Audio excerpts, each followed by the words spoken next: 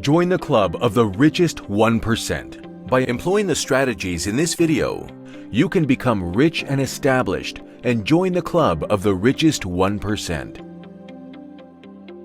The knowledge and strategies in this video are rooted in Jacob Nayman's extensive experience, distilling more than a quarter of a century in his role as a leading investment and economic advisor to some of the world's wealthiest. Infusing your life with the financial strategies outlined in this video will enable you to achieve the most important goal of the 21st century: financial independence.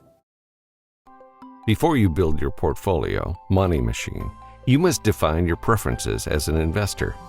Your investment portfolio should be built in accordance with your desires and needs. To accomplish this, you need to address the following issues. The amount of money.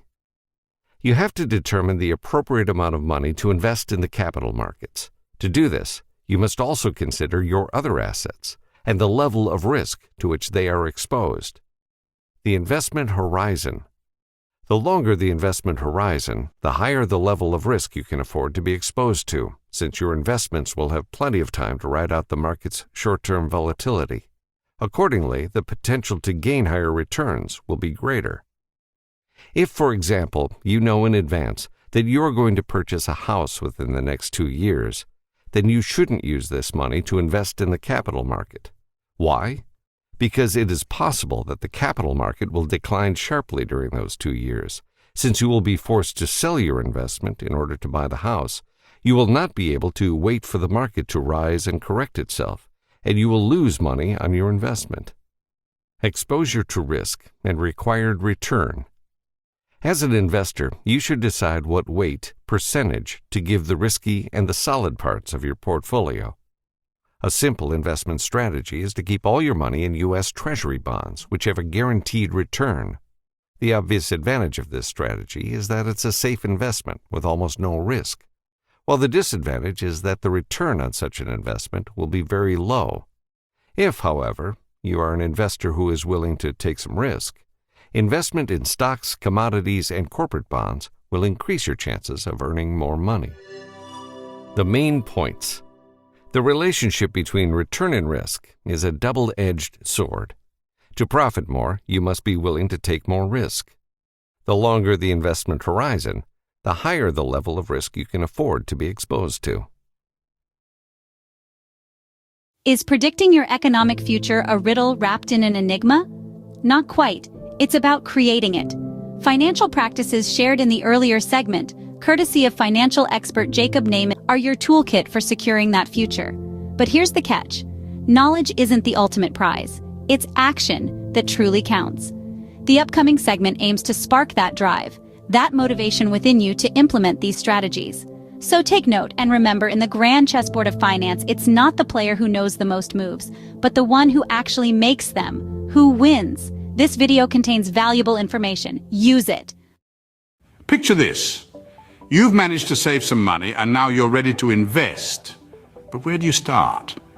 You start by defining your investment preferences. It's like setting the GPS before a road trip. You need to know your destination and how you're planning to get there. There are 3 main factors to consider when defining your preferences. First, the amount of money you have for your portfolio, which will determine the size and diversity of your investments. Second, your investment horizon, which is the length of time you plan to hold your investments. And third, the level of risk you're willing to take. As the great Warren Buffett once said, risk comes from not knowing what you're doing. So the key is to understand these factors and how they align with your goals, because at the end of the day, your investment preferences are as unique as you are. So you see, understanding your own investment preferences is the first step in your investment journey. First off, let's look at the amount of money you've got to invest. The sum you're willing to put on the table can greatly influence the types of investments you can make. For instance, if your investment pot is on the smaller side, you may want to focus on safer, low-risk assets, such as bonds or ETFs. However, if you have a large amount to play with, you could consider diversifying your portfolio with a mix of more risky assets, including commodities, real estate, and even cryptocurrencies. Yet remember, with increased risky assets comes increased portfolio risk. As the great investor Peter Lynch once said, know what you own and know why you own it. Understanding your investments is key to managing this risk. So don't just chase returns. Consider the risks associated with each investment type. The amount you have to invest is not just about how much money you can make, but also about how much risk you can tolerate. Now that you've got an idea of how much you want to invest, it's time to consider your investment horizon and risk tolerance. Your investment horizon is simply the length of time you plan to keep your money invested. This could range from a few weeks, months, years, or even decades. The longer your investment horizon, the more risk you can typically afford to take on, as the market has more time to recover from any short-term downturns. Now, let's talk about risk tolerance. This is your emotional and financial ability to withstand potential losses. If the thought of a market downturn keeps you up at night, you might have a low risk tolerance and should consider more conservative investments.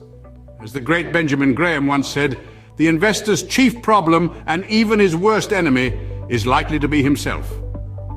Remember, understanding your investment preferences is a continuous journey. Keep refining your strategy as you gain more knowledge and experience.